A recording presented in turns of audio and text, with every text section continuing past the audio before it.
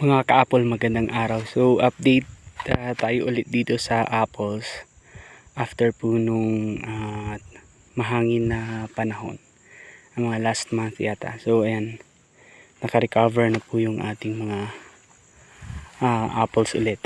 Ayan. So medyo maganda na yung kanyang tubo. Ayan, nakalagay na tayo ng mga post and dito. Ayan, maganda na sila. After a month and a half yata niya,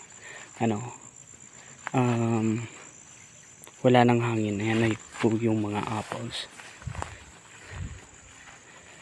Ayan. So yun nga lang, maulan na. Ayan, kita nyo naman yung mga damo, napakalago na po ng damo and napaka green. Ayan.